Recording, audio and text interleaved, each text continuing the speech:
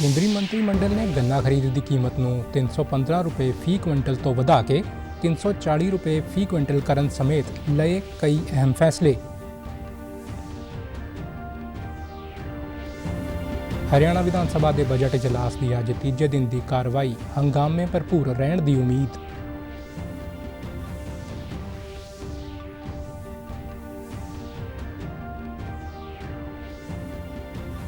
ਅਤੇ ਅੰਦੋਲਨਕਾਰੀ ਕਿਸਾਨਾਂ ਵੱਲੋਂ ਅੱਜ ਅਤੇ ਭਲਕੇ 2 ਦਿਨ ਲਈ ਦਿੱਲੀ ਕੂਚ ਕੀਤਾ ਗਿਆ ਮੁਲਤਵੀ।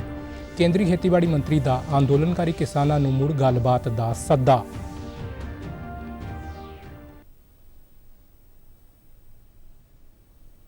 ਨਮਸਕਾਰ, ਖਬਰਾਂ ਦੇ ਇਸ ਬੁਲੇਟਿਨ ਵਿੱਚ ਤੁਹਾਡਾ ਸਵਾਗਤ ਹੈ। ਮੈਂ ਹਾਂ ਚੰਦਨ ਸ਼ਰਮਾ ਤੇ ਹੁਣ ਖਬਰਾਂ ਵਿਸਤਾਰ ਨਾਲ।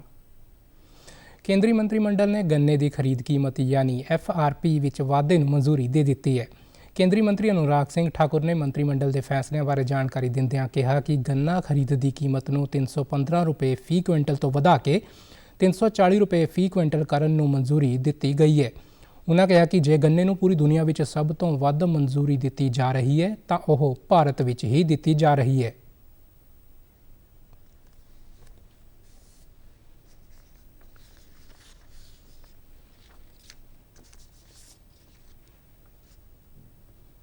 दो 2024-25 के लिए 340 रुपये प्रति क्विंटल मूल्य निर्धारित किए जाने का निर्णय किया गया है। पिछले वर्ष यानी कि 2023-24 में एफआरपी जो था, जो इसकी उचित मूल्य था, वो पिछले साल 315 रुपये था, जो बढ़कर इस साल 340 रुपये प्रति क्विंटल कर दिया गया है। ये 340 रुपये प्रति क्विंटल का मूल्य चीनी की लगभग 10.25% रिकवरी के रेट के लिए मिलेगा और प्रति 0.1% एक्स्ट्रा रिकवरी पर 3 रुपये 32 पैसे प्रति क्विंटल का अतिरिक्त प्रीमियम मिलेगा। ਕੇਂਦਰੀ ਮੰਤਰੀ ਨੇ ਕਿਹਾ ਹੈ ਕਿ ਮੋਦੀ ਸਰਕਾਰ ਨੇ ਕਿਸਾਨਾਂ ਦੀ ਆਮਦਨ ਵਧਾਉਣ ਲਈ ਕਈ ਨਵੇਂ ਕਦਮ ਚੁੱਕੇ ਨੇ। ਨਵੀਂ ਦਿੱਲੀ ਵਿੱਚ ਪੱਤਰਕਾਰਾਂ ਨਾਲ ਗੱਲਬਾਤ ਦੌਰਾਨ ਉਨ੍ਹਾਂ ਕਿਹਾ ਕਿ ਸਰਕਾਰ ਨੇ ਘੱਟੋ-ਘੱਟ ਸਮਰਥਨ ਮੁੱਲ ਵਧਾਉਣ ਦੇ ਨਾਲ-ਨਾਲ ਖਰੀਦ ਵਿੱਚ ਵੀ ਭਾਰੀ ਵਾਧਾ ਕੀਤਾ ਹੈ। ਠਾਕੁਰ ਨੇ ਕਿਹਾ ਕਿ ਮੋਦੀ ਸਰਕਾਰ ਨੇ ਪਿਛਲੇ 10 ਵਰ੍ਹਿਆਂ ਵਿੱਚ ਕਣਕ, ਝੋਨਾ, ਤੇਲ, ਬੀਜਾਂ ਅਤੇ ਦਾਲਾਂ ਦੀ ਖਰੀਦ ਤੇ 18.39 ਲੱਖ ਕਰੋੜ ਰੁਪਏ ਖਰਚ ਕੀਤੇ ਨੇ, ਜਦਕਿ ਯੂਪੀਏ ਸਰਕਾਰ ਨੇ ਸਿਰਫ 5.5 ਲੱਖ ਕਰੋੜ ਰੁਪਏ ਖਰਚ ਕੀਤੇ ਸਨ। यूपीए के 10 साल में गेहूं, धान, दलहन, तिलहन इन पर 5.5 लाख करोड़ रुपया एमएसपी की खरीद पर खर्च किया। मोदी सरकार ने 18,39,000 करोड़ खर्च किया है, जो 3.5 गुना से ज्यादा है। कहां 5.5 लाख करोड़, कहां 18,39,000 करोड़। और अगर मैं आपको दलहन की उदाहरण दूं तो 1,936 करोड़ रुपया कांग्रेस ने खर्च किया, यूपीए की सरकार ने, मोदी सरकार ने 55,000 करोड़ से ज्यादा खर्च किया। ਕੈਬਨਿਟ ਮੀਟਿੰਗ ਤੋਂ ਮਗਰੋਂ ਕਿਸਾਨ ਅੰਦੋਲਨ ਬਾਰੇ ਪੁੱਛੇ ਜਾਣ ਤੇ ਉਨ੍ਹਾਂ ਕਿਹਾ ਕਿ ਸਰਕਾਰ ਪਹਿਲਾਂ ਗੱਲਬਾਤ ਲਈ ਤਿਆਰ ਸੀ, ਅੱਜ ਵੀ ਤਿਆਰ ਹੈ। ਕੇਂਦਰੀ ਮੰਤਰੀ ਮੰਡਲ ਨੇ ਸਿੱਧੇ ਵਿਦੇਸ਼ੀ ਨਿਵੇਸ਼ ਨੂੰ ਮਨਜ਼ੂਰੀ ਵੀ ਦੇ ਦਿੱਤੀ ਹੈ। ਇਸ ਤੋਂ ਇਲਾਵਾ ਮਹਿਲਾ ਸੁਰੱਖਿਆ ਲਈ ਲਾਗੂ ਗ੍ਰਹਿ ਮੰਤਰਾਲੇ ਦੀ ਯੋਜਨਾ ਨੂੰ 2025-26 ਤੱਕ ਜਾਰੀ ਰੱਖਣ ਦੀ ਤਜਵੀਜ਼ ਨੂੰ ਵੀ ਪ੍ਰਵਾਨਗੀ ਦੇ ਦਿੱਤੀ ਗਈ ਹੈ। ਪ੍ਰਧਾਨ ਮੰਤਰੀ ਨਰਿੰਦਰ ਮੋਦੀ ਨੇ ਨਵੀਂ ਦਿੱਲੀ ਵਿੱਚ ਰਾਇਸੀਨਾ ਸੰਵਾਦ ਦੇ 9ਵੇਂ ਸੰਸਕਰਣ ਦਾ ਕੱਲ੍ਹ ਸ਼ਾਮ ਉਦਘਾਟਨ ਕੀਤਾ। ਗ੍ਰੀਸ ਦੇ ਪ੍ਰਧਾਨ ਮੰਤਰੀ ਕਿਰਿਆਕੋਸ ਮਿਤਸੋਟਾਕਿਸ ਉਦਘਾਟਨ ਸੈਸ਼ਨ ਵਿੱਚ ਮੁੱਖ ਮਹਿਮਾਨ ਦੇ ਤੌਰ ਤੇ ਸ਼ਾਮਲ ਹੋਏ। ਦੋਵੇਂ ਨੇਤਾਵਾਂ ਨੇ ਆਪਸੀ ਸਹਿਯੋਗ ਅਤੇ ਕੁਝ ਹੋਰ ਮੁੱਦਿਆਂ ਬਾਰੇ ਪ੍ਰਤੀਨਿਧੀ ਮੰਡਲ ਦੀ ਮੀਟਿੰਗ ਵੀ ਕੀਤੀ। ਦੋਵੇਂ ਨੇਤਾਵਾਂ ਨੇ ਪੁਲਾੜ, ਔਸ਼ਧੀ ਨਿਰਮਾਣ, ਸੰਚਾਰ, ਰੱਖਿਆ ਆਦਿ ਖੇਤਰਾਂ ਵਿੱਚ ਸਹਿਯੋਗ ਵਧਾਉਣ ਦੀ ਲੋੜ ਤੇ ਜ਼ੋਰ ਦਿੱਤਾ। ਦੋਵੇਂ ਦੇਸ਼ ਸਾਲ 2030 ਤੱਕ ਆਪਸੀ ਵਪਾਰ ਦੁੱਗਣਾ ਕਰਨ ਤੇ ਵੀ ਸਹਿਮਤ ਹੋਏ ਨੇ। ਪ੍ਰਧਾਨ ਮੰਤਰੀ ਮੋਦੀ ਨੇ ਭਾਰਤ ਅਤੇ ਗ੍ਰੀਸ ਦੀ ਭਾਈਵਾਲਤਾ ਨੂੰ ਮਹੱਤਵਪੂਰਨ ਦੱਸਦਿਆਂ ਦੋਨਾਂ ਦੇਸ਼ਾਂ ਦੇ ਸੰਬੰਧ ਵਿੱਚ ਆ ਰਹੀ ਮਜ਼ਬੂਤੀ ਦੀ ਸ਼ਲਾਘਾ ਕੀਤੀ। ਪ੍ਰਧਾਨ ਮੰਤਰੀ ਮੋਦੀ ਨੇ ਕਿਹਾ ਕਿ ਅੱਤਵਾਦ ਦੀ ਚੁਣੌਤੀ ਨੂੰ ਲੈ ਕੇ ਦੋਵੇਂ ਦੇਸ਼ਾਂ ਦੀਆਂ ਚਿੰਤਾਵਾਂ ਇੱਕੋ ਜਿਹੀਆਂ ਨੇ ਅਤੇ ਉਹਨਾਂ ਨੇ ਕੌਮਾਂਤਰੀ ਵਿਵਾਦਾਂ ਨੂੰ ਸੁਲਝਾਉਣ ਲਈ ਕੂਟਨੀਤੀ ਦੇ ਨਾਲ-ਨਾਲ ਸੰਵਾਦ ਦੀ ਲੋੜ ਤੇ ਜ਼ੋਰ ਦਿੱਤਾ। हमने दोनों देशों के रक्षा उद्योगों को आपस में जोड़ने पर सहमति जताई है। आतंकवाद के खिलाफ लड़ाई में भारत और ग्रीस की चिंताएं और प्राथमिकताएं समान है। हम सहमत हैं कि सभी विवादों और तनावों का समाधान डायलॉग और डिप्लोमेसी के माध्यम से ही किया जाना चाहिए। हम इंडो पैसिफिक में ग्रीस की सक्रिय भागीदारी और सकारात्मक भूमिका का स्वागत करते हैं। ਉਦਘਾਟਨੀ ਸੈਸ਼ਨ ਵਿੱਚ ਗ੍ਰੀਸ ਦੇ ਪ੍ਰਧਾਨ ਮੰਤਰੀ ਨੇ ਕਿਹਾ ਕਿ ਭਾਰਤ ਵਿਸ਼ਵ ਪੱਧਰ ਤੇ ਇੱਕ ਮਹਾਨ ਸ਼ਕਤੀ ਤੇ ਸ਼ਾਂਤੀ ਅਤੇ ਸੁਰੱਖਿਆ ਲਈ ਇੱਕ ਮਹੱਤਵਪੂਰਨ ਸਹਿਯੋਗੀ ਹੈ। ਉਨ੍ਹਾਂ ਕਿਹਾ ਕਿ ਭਾਰਤ G20 ਸੰਗਠਨ ਵਿੱਚ ਇੱਕ ਉੱਭਰਦੀ ਹੋਈ ਸ਼ਕਤੀ ਹੈ। ਉਨ੍ਹਾਂ ਕਿਹਾ ਕਿ ਪੌਣ ਪਾਣੀ ਤਬਦੀਲੀ ਵਿਰੁੱਧ ਲੜਾਈ ਵਿੱਚ ਵੀ ਭਾਰਤ ਇੱਕ ਮੋਹਰੀ ਦੇਸ਼ ਹੈ। ਉਨ੍ਹਾਂ ਨੇ ਪ੍ਰਧਾਨ ਮੰਤਰੀ ਨਰਿੰਦਰ ਮੋਦੀ ਨੂੰ ਦੋਹਾਂ ਦੇਸ਼ਾਂ ਦੌਰਾਨ ਸਾਂਝੇਦਾਰੀ ਨੂੰ ਹੋਰ ਮਜ਼ਬੂਤ ਕਰਨ ਦੀ ਅਪੀਲ ਵੀ ਕੀਤੀ। ਮੀਟਿੰਗ ਨੂੰ ਸੰਬੋਧਨ ਕਰਦਿਆਂ ਕੇਂਦਰੀ ਵਿਦੇਸ਼ ਮੰਤਰੀ ਡਾਕਟਰ ਐਸ ਜੈਸ਼ੰਕਰ ਨੇ ਕਿਹਾ ਕਿ ਭਾਰਤ ਅਤੇ ਗ੍ਰੀਸ ਦੋਵੇਂ ਦੇਸ਼ਾਂ ਦਾ ਕੁਦਰਤੀ ਸਰੋਤਾਂ ਅਤੇ ਚੁਣੌਤੀਆਂ ਬਾਰੇ ਇੱਕੋ ਜਿਹਾ ਨਜ਼ਰੀਆ ਹੈ। ਉਨ੍ਹਾਂ ਕਿਹਾ ਕਿ ਭਾਰਤ ਗ੍ਰੀਸ ਭਾਈਵਾਲੀ ਭੂ ਮੱਧ ਸਾਗਰ ਖੇਤਰ ਵਿੱਚ ਇੱਕ ਬੁਨਿਆਦ ਵਜੋਂ ਕੰਮ ਕਰੇਗੀ।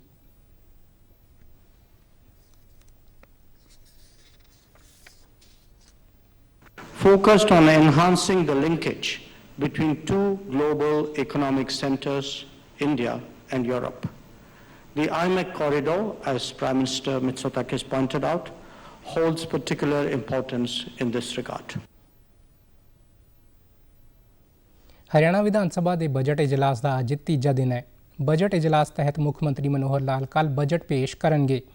ਬਜਟ ਇਜਲਾਸ ਤਹਿਤ ਪ੍ਰਸ਼ਨ ਕਾਲ ਮੌਕੇ ਉਪ ਮੁੱਖ ਮੰਤਰੀ ਦੁਸ਼ਯੰਤ ਚੌਟਾਲਾ ਨੇ ਜਾਣਕਾਰੀ ਦਿੱਤੀ ਕਿ ਮਈ ਵਿੱਚ ਸਮਲਖਾ ਦੇ ਪਿੰਡ ਨਾਰਾਇਣਾ ਸੜਕ ਤੇ ਪੈਣ ਵਾਲੇ ਰੇਲਵੇ ਕ੍ਰਾਸਿੰਗ ਅੰਡਰਪਾਸ ਦਾ ਨਿਰਮਾਣ ਕਾਰਜ ਸ਼ੁਰੂ ਹੋਵੇਗਾ। ਇਸ ਦੇ ਨਿਰਮਾਣ ਲਈ ਰੇਲਵੇ ਦੀ ਪ੍ਰਵਾਨਗੀ ਮਿਲ ਚੁੱਕੀ ਹੈ। ਫਿਲਹਾਲ ਹੋਰ 3 ਸੜਕਾਂ ਤੇ ਨਿਰਮਾਣ ਕਾਰਜ ਚੱਲ ਰਿਹਾ ਹੈ ਤੇ ਜੇਕਰ ਹੁਣੇ ਇਸ ਅੰਡਰਪਾਸ ਦਾ ਨਿਰਮਾਣ ਕਾਰਜ ਸ਼ੁਰੂ ਕੀਤਾ ਤਾਂ NH ਦੇ ਸੰਪਰਕ ਵਿੱਚ ਅੜਿੱਕਾ ਆਵੇਗਾ। ਕਾਂਗਰਸੀ ਵਿਧਾਇਕ ਪ੍ਰਦੀਪ ਚੌਧਰੀ ਵੱਲੋਂ ਪੰਚਕੂਲਾ ਦੇ ਵਾਰਡ 20 ਦੇ ਪਿੰਡ ਕੋਟਦੀ ਨੰਦੀਸ਼ਾਲਾ ਬਾਰੇ ਪੁੱਛੇ ਗਏ ਸਵਾਲ ਦਾ ਜਵਾਬ ਦਿੰਦਿਆਂ ਸੂਬੇ ਦੇ ਸਥਾਨਕ ਸਰਕਾਰਾਂ ਬਾਰੇ ਮੰਤਰੀ ਡਾਕਟਰ ਕਮਲ ਗੁਪਤਾ ਨੇ ਕਿਹਾ ਕਿ ਉਦਘਾਟਨ ਮੌਕੇ 8 ਨੰਦੀ ਰੱਖੇ ਗਏ ਸਨ। ਨੰਦੀਸ਼ਾਲਾ ਦਾ ਪ੍ਰਬੰਧਨ ਅਤੇ ਸੰਚਾਲਨ ਗੋ ਸੇਵਾ ਕਮਿਸ਼ਨ ਕਰਦਾ ਹੈ। ਅੱਜ ਦੇ ਦਿਨ ਦੀ ਕਾਰਵਾਈ ਹੰਗਾਮੇ ਭਰਪੂਰ ਰਹਿਣ ਦੀ ਉਮੀਦ ਹੈ ਕਿਉਂਕਿ ਅੱਜ ਕਾਂਗਰਸ ਵੱਲੋਂ ਸਰਕਾਰ ਖਿਲਾਫ ਬੇਭਰੋਸਗੀ ਮਤਾ ਲਿਆਂਦਾ ਗਿਆ ਹੈ। ਬਜਟ ਇਜਲਾਸ ਦੌਰਾਨ ਕੱਲ੍ਹ ਮੁੱਖ ਮੰਤਰੀ ਮਨੋਹਰ ਲਾਲ ਨੇ ਰਾਜਪਾਲ ਦੇ ਭਾਸ਼ਣ ਤੇ ਜਵਾਬ ਦਿੰਦਿਆਂ ਦੱਸਿਆ ਕਿ ਸੂਬੇ ਵਿੱਚ ਤਕਰੀਬਨ 28-29 ਹਜ਼ਾਰ ਅਹੁਦਿਆਂ ਤੇ ਭਰਤੀ ਦਾ ਨਤੀਜਾ ਆਗਾਮੀ 8 ਦਿਨਾਂ ਵਿੱਚ ਐਲਾਨ ਦਿੱਤਾ ਜਾਵੇਗਾ। ਉਨ੍ਹਾਂ ਕਿਹਾ ਕਿ ਮੌਜੂਦਾ ਸੂਬਾ ਸਰਕਾਰ ਨੇ ਪਿਛਲੇ 9.5 ਵਰ੍ਹਿਆਂ ਦੇ ਕਾਰਜਕਾਲ ਦੌਰਾਨ ਪਿਛਲੀਆਂ ਸਰਕਾਰਾਂ ਨਾਲੋਂ ਕਿਤੇ ਵੱਧ ਭਰਤੀ ਕੀਤੀ ਹੈ। ਗਰੁੱਪ C ਅਤੇ D ਦੇ ਅਹੁਦਿਆਂ ਲਈ ਭਰਤੀ ਪ੍ਰਕਿਰਿਆ ਸੌਖੀ ਕੀਤੀ ਗਈ ਹੈ।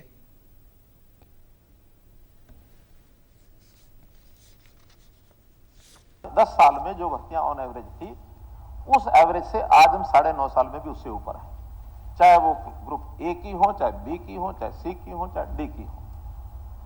और अगर अगले 6 महीने का जो अभी कार्यक्रम है उसमें 13,000 की भर्तियों का रिजल्ट तो भी निकला है। 29 से पहले अब हो सकता है 2-4 दिन आगे पीछे भी हो सकते हैं क्योंकि कई उसमें फोर्सेस काम करती हैं।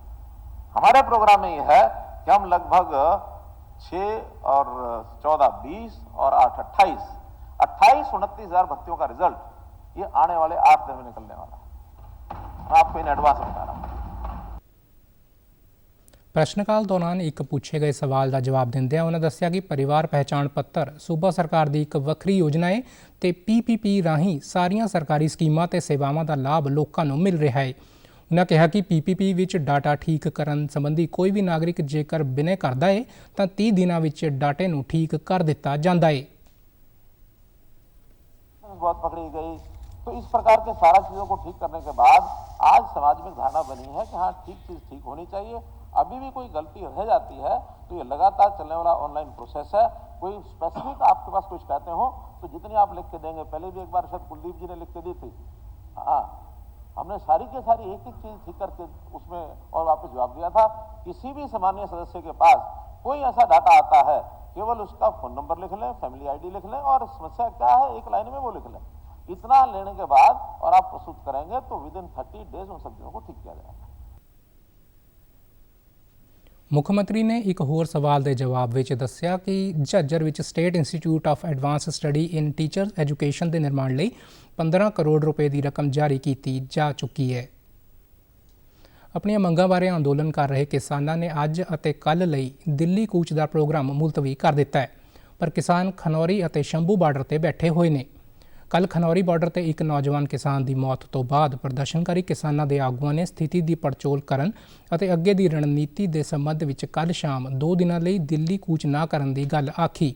ਮੁੱਖ ਮੰਤਰੀ ਭਗਵੰਤ ਮਾਨ ਨੇ ਖਨੌਰੀ ਬਾਰਡਰ ਤੇ ਨੌਜਵਾਨ 21 ਵਰ੍ਹਿਆਂ ਦੇ ਸ਼ੁਭਕਰਨ ਦੀ ਮੌਤ ਤੇ ਡੂੰਘੇ ਦੁੱਖ ਦਾ ਪ੍ਰਗਟਾਵਾ ਕੀਤਾ ਹੈ।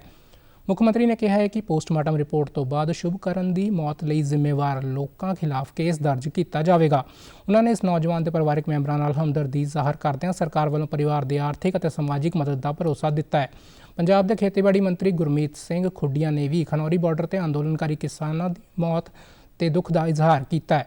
ਉਹਨਾਂ ਨੇ ਕਿਸਾਨਾਂ ਖਿਲਾਫ ਹਰਿਆਣਾ ਸਰਕਾਰ ਦੀ ਹੋ ਰਹੀ ਕਾਰਵਾਈ ਤੇ ਕੇਂਦਰ ਸਰਕਾਰ ਤੋਂ ਫੌਰੀ ਦਖਲ ਦੀ ਮੰਗ ਕੀਤੀ ਹੈ। ਉਧਰ ਕੇਂਦਰੀ ਖੇਤੀਬਾੜੀ ਮੰਤਰੀ ਅਰਜੁਨ ਮੁੰਡਾ ਨੇ ਕਿਹਾ ਹੈ ਕਿ ਸਰਕਾਰ ਅੰਦੋਲਨਕਾਰੀ ਕਿਸਾਨਾਂ ਨਾਲ ਘੱਟੋ-ਘੱਟ ਸਮਰਥਨ ਮੁੱਲ, ਫਸਲ ਵਿਭਿੰਨਤਾ, ਪਰਾਲੀ ਅਤੇ FIR ਸਮੇਤ ਹੋਰ ਮੁੱਦਿਆਂ ਤੇ ਗੱਲਬਾਤ ਲਈ ਤਿਆਰ ਹੈ। ਕੇਂਦਰੀ ਮੰਤਰੀ ਨੇ ਸੋਸ਼ਲ ਮੀਡੀਆ ਪੋਸਟ ਵਿੱਚ ਅੰਦੋਲਨਕਾਰੀ ਕਿਸਾਨਾਂ ਨੇਤਾਵਾਂ ਨੂੰ 5ਵੇਂ ਦੌਰ ਦੀ ਗੱਲਬਾਤ ਲਈ ਕੱਲ੍ਹ ਸੱਦਾ ਵੀ ਦਿੱਤਾ ਹੈ ਅਤੇ ਕਿਸਾਨਾਂ ਨੂੰ ਸ਼ਾਂਤੀ ਬਣਾਈ ਰੱਖਣ ਦੀ ਅਪੀਲ ਕੀਤੀ ਹੈ। ਕੇਂਦਰ ਸਰਕਾਰ ਨੇ ਵੀ ਪੰਜਾਬ ਸਰਕਾਰ ਨੂੰ ਕਿਸਾਨਾਂ ਦੇ ਪ੍ਰਦਰਸ਼ਨ ਦੇ ਮੱਦੇਨਜ਼ਰ ਕਾਨੂੰਨ ਵਿਵਸਥਾ ਬਣਾਈ ਰੱਖਣ ਦੀ ਹਦਾਇਤ ਕੀਤੀ ਹੈ। ਹਰਿਆਣਾ ਪੁਲਿਸ ਵੱਲੋਂ ਵੀ ਅੰਦੋਲਨਕਾਰੀ ਕਿਸਾਨਾਂ ਨੂੰ ਸ਼ਾਂਤਮਈ ਢੰਗ ਨਾਲ ਅੰਦੋਲਨ ਕਰਨ ਦੀ ਅਪੀਲ ਕੀਤੀ ਹੈ। ਪੰਜਾਬ ਸਰਕਾਰ ਵੱਲੋਂ ਪਿਛਲੇ ਦਿਨੀ ਸ਼ੁਰੂ ਕੀਤੀ ਗਈ ਘਰ ਮੁਫਤ ਰਾਸ਼ਨ ਸਕੀਮ ਤਹਿਤ ਪੈਕ ਕੀਤੀ ਗਈ ਕਣਕ, ਆਟਾ ਨੈਸ਼ਨਲ ਫੂਡ ਸਿਕਿਉਰਿਟੀ ਐਕਟ 2013 ਤਹਿਤ ਵਾਜਬ ਮੁੱਲ ਦੀਆਂ ਦੁਕਾਨਾਂ ਰਾਹੀਂ ਲਾਭਪਾਤਰੀਆਂ ਨੂੰ ਪਾਰਦਰਸ਼ੀ ਢੰਗ ਨਾਲ ਲੋਕਾਂ ਦੇ ਘਰੋਂ ਘਰੀ ਪਹੁੰਚਾਇਆ ਜਾ ਰਿਹਾ ਹੈ। ਚੰਡੀਗੜ੍ਹ ਵਿੱਚ ਸੂਬੇ ਦੇ ਖੁਰਾਕ, ਸਿਵਲ ਸਪਲਾਈ ਅਤੇ ਖਪਤਕਾਰ ਮਾਮਲਿਆਂ ਬਾਰੇ ਮੰਤਰੀ ਲਾਲ ਚੰਦ ਕਟਾਰੂ ਚੱਕ ਨੇ ਇਸ ਯੋਜਨਾ ਦੀ ਪ੍ਰਗਤੀ ਦਾ ਜਾਇਜ਼ਾ ਲਿਆ। ਉਹਨਾਂ ਨੇ ਇਸ ਸਕੀਮ ਦੀ ਸਫਲਤਾ ਨੂੰ ਯਕੀਨੀ ਬਣਾਉਣ ਲਈ ਜ਼ਮੀਨੀ ਪੱਧਰ ਤੇ ਫੀਡਬੈਕ ਦੀ ਮਹੱਤਤਾ ਤੇ ਜ਼ੋਰ ਦਿੰਦਿਆਂ ਕਿਹਾ ਕਿ ਕਿਸੇ ਵੀ ਤਰ੍ਹਾਂ ਦੀ ਕੋਤਾਹੀ ਬਰਦਾਸ਼ਤ ਨਹੀਂ ਕੀਤੀ ਜਾਵੇਗੀ। ਮੀਟਿੰਗ ਦੌਰਾਨ ਮੰਤਰੀ ਨੂੰ ਜਾਣਕਾਰੀ ਦਿੱਤੀ ਗਈ ਕਿ ਸੂਬੇ 'ਚ ਕੁੱਲ 627 ਮਾਡਲ ਫੇਅਰ ਪ੍ਰਾਈਜ਼ ਸ਼ਾਪ ਚੱਲ ਰਹੀਆਂ ਨੇ ਅਤੇ ਹੁਣ ਤੱਕ ਇਸ ਨਾਲ ਜੁੜੇ ਲਾਭਪਾਤਰੀ ਪਰਿਵਾਰਾਂ ਦੀ ਗਿਣਤੀ 6,36,000 ਤੋਂ ਵੱਧ ਹੋ ਗਈ ਹੈ। ਇਸ ਸਕੀਮ ਤਹਿਤ ਮੌਜੂਦਾ ਸਮੇਂ ਵੰਡ ਦੇ ਕੰਮ ਵਿੱਚ ਜਲੰਧਰ ਜ਼ਿਲ੍ਹਾ ਮੋਹਰੀ ਹੈ।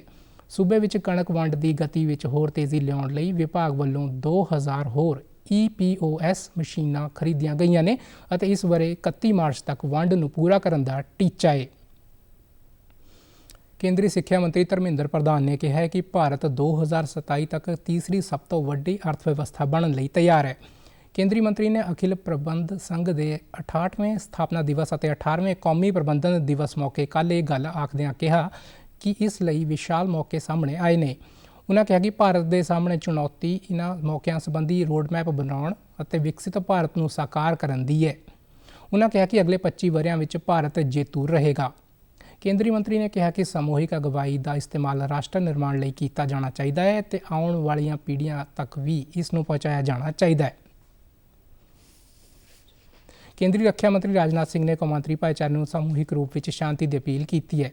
ਰੱਖਿਆ ਮੰਤਰੀ ਨੇ ਵਿਸ਼ਾਖਾਪਟਨਮ ਵਿੱਚ ਨੌ ਸੈਨਿਕ ਅਭਿਆਸ ਮਿਲਨ ਦੇ 12ਵੇਂ ਐਡੀਸ਼ਨ ਦਾ ਰਸਮੀ ਉਦਘਾਟਨ ਕਰਨ ਮੌਕੇ ਕੱਲ੍ਹ ਕਿਹਾ ਕਿ ਹਥਿਆਰ ਬਲ ਜੰਗ ਦਾ ਸੰਚਾਲਨ ਕਰਨ ਦੇ ਨਾਲ ਸ਼ਾਂਤੀ ਅਤੇ ਚੰਗੀ ਵਿਵਸਥਾ ਬਣਾਈ ਰੱਖਣ ਦੀ ਦੋਹਰੀ ਭੂਮਿਕਾ ਨਿਭਾਉਂਦੇ ਨੇ। ਉਹਨਾਂ ਨੇ ਕਿਹਾ ਕਿ ਭਾਰਤ ਸਮੂਹਿਕ ਭਲਾਈ ਨੂੰ ਕਮਜ਼ੋਰ ਕਰਨ ਵਾਲੇ ਸਮੁੰਦਰੀ ਡਕੈਤਾਂ ਤੇ ਤਸਕਰੀ ਸਮੇਤ ਕਿਸੇ ਵੀ ਖਤਰੇ ਦਾ ਮੁਕਾਬਲਾ ਕਰਨ ਤੋਂ ਪਿੱਛੇ ਨਹੀਂ ਹਟੇਗਾ। ਤੁਸੀਂ ਸਾਡੇ ਸਮਾਚਾਰ YouTube channel DD news Chandigarh, Facebook DD news Chandigarh ਅਤੇ X DD ਨਿਊਜ਼ CHD ਤੇ ਵੀ ਦੇਖ ਸਕਦੇ ਹੋ। ਇਸ ਦੇ ਨਾਲ ਹੀ ਖਬਰਾਂ ਦਾ ਬੁਲੇਟਿਨ ਖਤਮ ਹੁੰਦਾ ਹੈ। ਆਗਿਆ ਦਿਓ। ਨਮਸਕਾਰ।